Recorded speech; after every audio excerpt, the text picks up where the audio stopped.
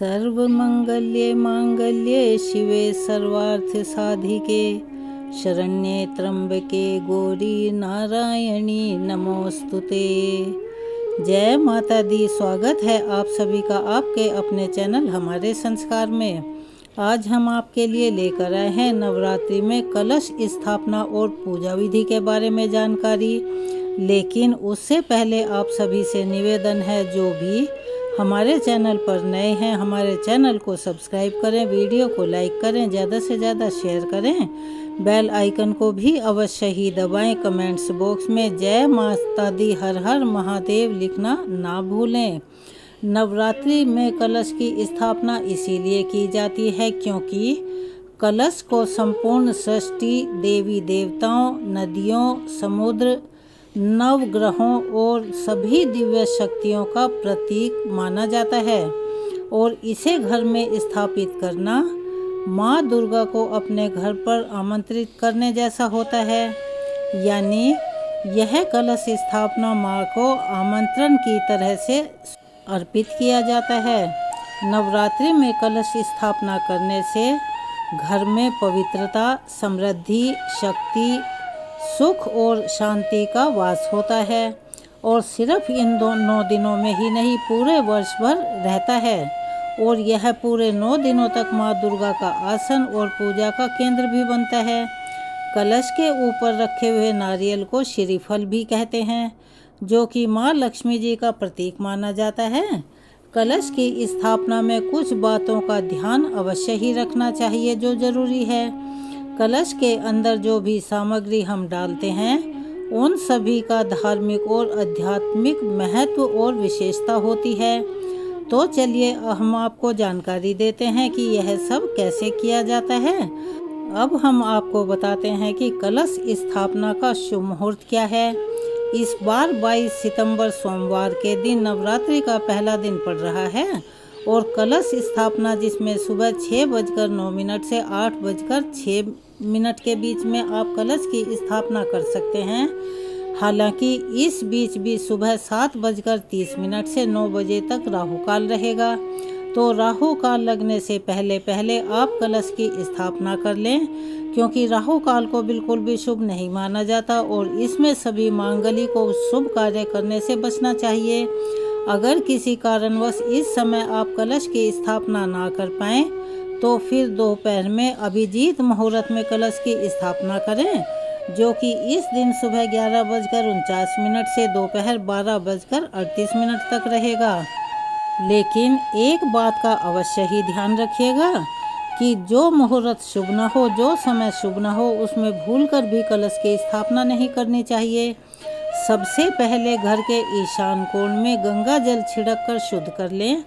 अगर संभव हो सके तो गाय के गोबर से लीपकर या गेरू आदि से लीपने के बाद उसके ऊपर आप एक साफ चौकी रखें, जिसके ऊपर लाल या पीला वस्त्र बिछाएं। आप अक्षत से अष्टदल कमल भी बना सकते हैं या बिना टूटे चावलों की ढेरी भी बना सकते हैं, जिसके ऊपर आपको पानी से भरा कलश रखना होता है। कलश की स्थापना भी लोग 2 तरह से किया करते हैं। कुछ लोग तो अक्षत से अष्टदल कमल बनाते हैं, कुछ रंगोली के रूप में भी बनाते हैं और सीधा कलश उसके ऊपर रखकर नारियल रखकर स्थापना कर देते हैं। तो कुछ लोग नवरात्रि के जवारे भी बोते हैं। जवारे ना हो तो गेहूं भी बोए जा सकते हैं। जवारे जौ को कहा जाता है। जो जौ के पेड़ उगते हैं उन्हें जवारे कहा जाता है। अब गेहूं यदि आप बोना चाहते हैं तो अलग से एक पात्र ले लें। चौड़ा पात्र जैसे थाली या परात या मिट्टी का जो मार्केट में चौड़ा बर्तन मिलता है, आप उसे लाकर उसमें मिट्टी भरकर बो सकते हैं। मिट्टी गीली हो और एक दिन पहले जवारे भिगो कर रख दें ताकि अगले दिन जब आप उन्हें बोएं तो खूब अच्छे हरे भरे जवारे निकल कर आएँ। जवारे आप मिट्टी में छिड़कें, उसके ऊपर एक पतली सी लेयर परत मिट्टी की बिछा दें और उस पात्र को आप अष्टदल कमल के ऊपर रख सकते हैं। आप चाहें तो चौकी पर भी कलश की स्थापना कर सकते हैं, लेकिन कई लोगों के यहाँ क्या होता है, जो जमीन को लीपकर उसके ऊपर मिट्टी का ढेर लगाकर उसमें जौ मिलाते हैं और उसके बीच में मिट्टी के कलश की स्थापना करते हैं। और जो मिट्टी के कलश से पानी रिसता है वही उन जवारों को उगने में मदद करता है और उनकी नमी को बनाए रखता है। अगर पूजा की चौकी छोटी हो, जगह का अभाव हो, तो आप सीधा जमीन पर अक्षत का आसन देकर या अष्टदल कमल बनाकर उसके ऊपर भी कलश की स्थापना कर सकते हैं, क्योंकि मेन बात तो इसमें कलश को आसन देने की है। कलश की स्थापना माँ भगवती की प्रतिमा के दाईं ओर होनी चाहिए। जब आप पूजा करने बैठें तो आपके बाईं तरफ आपको कलश की स्थापना करनी है। वैसे तो कलश आप तांबे, पीतल या स्टील का भी ले सकते हैं, लेकिन अगर मिट्टी का कलश इस्तेमाल करेंगे तो वो ज़्यादा अच्छा भी रहेगा और शुभ भी रहेगा। उसके पीछे एक कारण यह भी है, कुम्हार जो उसे बनाते हैं उनकी रोजी रोटी पहले इन्हीं से चला करती थी, और इसीलिए हर तीज त्योहार पर मिट्टी के दिए, मिट्टी के बर्तन, मिट्टी की हांडी, सभी बर्तन मिट्टी के यूज किया करते थे। मिट्टी का कलश यदि आप पूजा में रख रहे हैं तो उसे 1-2 घंटे के लिए पहले पानी में पूरी तरह से भिगोकर रख दें और उसके बाद ही उसे स्थापना के लिए प्रयोग करें। अब इसका कारण क्या है? इसका कारण यह है कि कोरा कलश जो होता है वो पानी को पीता है, और कई बार कई लोगों से हमने सुना है और उन्होंने बातें भी की हैं कि उन्होंने जो कलश में पानी भरकर रखा था वो कलश उन्हें सूखा मिला, यानी पानी अपने आप ही खत्म हो गया। अब जहां आपको जवारे बोने हैं आप वहां सीधा कलश की स्थापना भी कर सकते हैं, और चाहें तो कलश के अंदर पूरा गंगा जल भी भर सकते हैं या फिर पानी में मिलाकर भी भर सकते हैं। अगर ऐसा भी ना संभव हो तो आप शुद्ध और ताजे जल में थोड़ा सा गंगा जल की बूंदें डालकर उसे कलश के अंदर भरते समय कहें, ओम गंगे च यमुने चैव गोदावरी सरस्वती नर्मदे सिंधु कावेरी जले अस्मिन् सन्निधम कुरुहु। अगर आप यह मंत्र ना बोल पाएँ तो इस तरह से भी कह सकते हैं कि माँ गंगा और सभी पवित्र नदियों की शक्ति आप इस जल में विराजमान होकर इसे पवित्र करें। अब कलश में आप दाहिने हाथ में लेकर एक एक पूजन सामग्री जो जल के अंदर डालनी होती है वह डालें। अब चलिए बताते हैं सामग्री के बारे में। लौंग का जोड़ा डालते समय मन ही मन कहें, ओम लौंगाय नमः, और इस प्रकार से प्रार्थना करें, हे लौंग आप सुगंध और शुभता लेकर इस कलश में वास करें। एक सिक्का डालते समय चांदी का हो तो चांदी का डालें, नहीं तो आप साधारण सिक्का भी डाल सकते हैं। 1 का, 2 का, 5 का, 10 का, जितना भी आपके पास उपलब्ध हो। और उस समय कहें, ओम श्री लक्ष्मी नमः, अर्थात हे महालक्ष्मी इस सिक्के के साथ हमारे घर में सुख, समृद्धि और धन का वास हो। सुपारी डालते समय कहें, ओम गणपतये नमः, अर्थात हे गणेश भगवान आप हमारे जीवन के सभी विघ्न दूर करें और मंगलमयी आशीर्वाद दें। हल्दी की गांठ डालते समय कहें, ओम सरस्वती नमः, अर्थात हे माँ सरस्वती ज्ञान, पवित्रता और शुभता हमारे घर में हमेशा बनी रहे। अब कलश के ऊपर आपको आम या अशोक के पत्ते लगाने हैं। पत्ते ताज़ा हों, 5, 7 या 9 की संख्या में आपको एक टहनी से जुड़े हुए पत्ते लगाने चाहिए। आम या अशोक के पत्ते लगाते समय कहें, ओम आम्राय नमः। अगर अशोक के लगा रहे हैं तो ओम अशोकाय नमः। आम या फिर अशोक के पत्तों को ऊर्जा, आयु और आरोग्यता का प्रतीक माना जाता है, और इस प्रकार से कहना चाहिए कि हे नव पल्लवों आप आयु, ऊर्जा और स्वास्थ्य का प्रतीक बनकर इस कलश में विराजमान हों।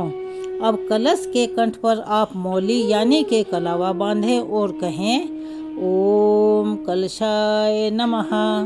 अब पानी वाले नारियल में लाल चुनरी या साफ कोरा लाल वस्त्र लपेटकर उसके ऊपर 3 बार मौली यानी कलावा बांधे।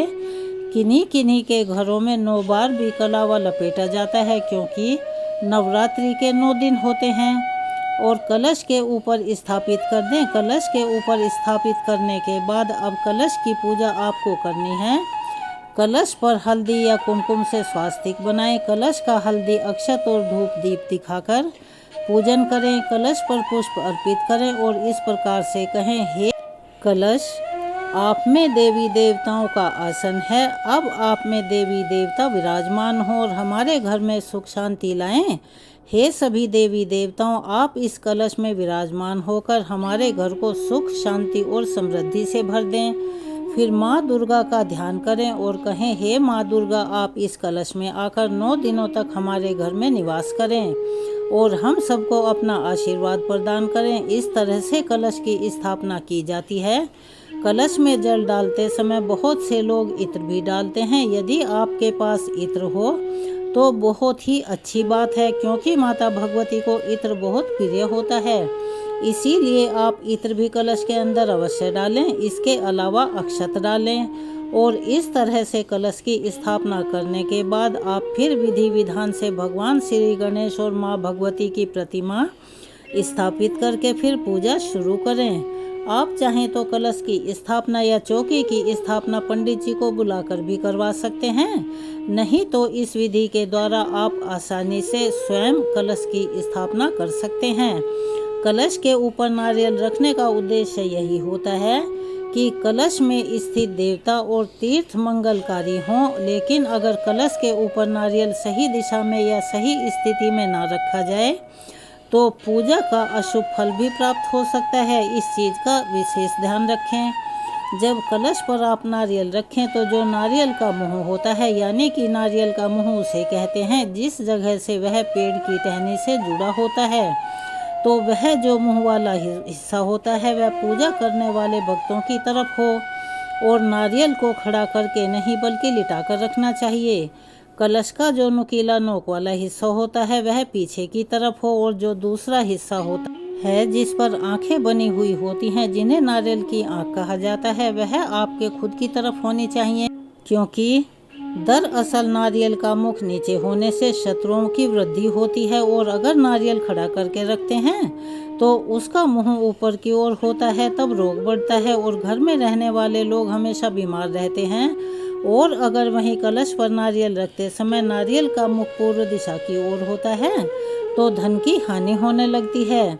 घर में हमेशा धन की समस्या बनी रहती है। इसीलिए नारियल को सही स्थिति में सही दिशा की तरफ और सही से रखना अति आवश्यक माना जाता है। जो लोग किसी कारण से नवरात्रि के पहले दिन कलश की स्थापना न कर पाएं, अर्थात वे घर में ना हो या कोई ऐसी स्थिति हो घर में कि उस दिन कलश की स्थापना ना हो पाए, तो वे सप्तमी, अष्टमी या फिर नवमी तिथि में भी कलश की स्थापना कर सकते हैं। चलिए, ये थी आज नवरात्रि के कलश स्थापना और पूजा विधि के बारे में जानकारी। आपको कैसी लगी? कमेंट्स बॉक्स में अपनी राय अवश्य ही लिखें और इस वीडियो को जितना ज़्यादा से ज़्यादा आप शेयर करेंगे उतने ही पुण्य के भागी बनेंगे, क्योंकि जानकारी या ज्ञान अपने तक ही सीमित रखना अच्छा नहीं होता। उसे हम जितना बांटते हैं उतना ही बढ़ता है। क्या पता अगले साल तक आपको ये चीज़ें कंठस्थ हो जाएं, सब याद रहें और आपको कोई परेशानी ना हो। आप सभी से अनुरोध है, जो चैनल पर नए हैं वो चैनल को सब्सक्राइब करें, वीडियो को लाइक करें, ज़्यादा से ज़्यादा शेयर करें, बेल आइकन को भी अवश्य ही दबाएं। कमेंट्स बॉक्स में जय माता दी, हर हर महादेव लिखना ना भूलें। चलिए, मिलते हैं अगली वीडियो में और एक जानकारी और पौराणिक कथा या धार्मिक कथाओं के साथ। तब तक के लिए अपना सहयोग और प्यार हमें ऐसे ही देते रहिएगा। धन्यवाद। ओम।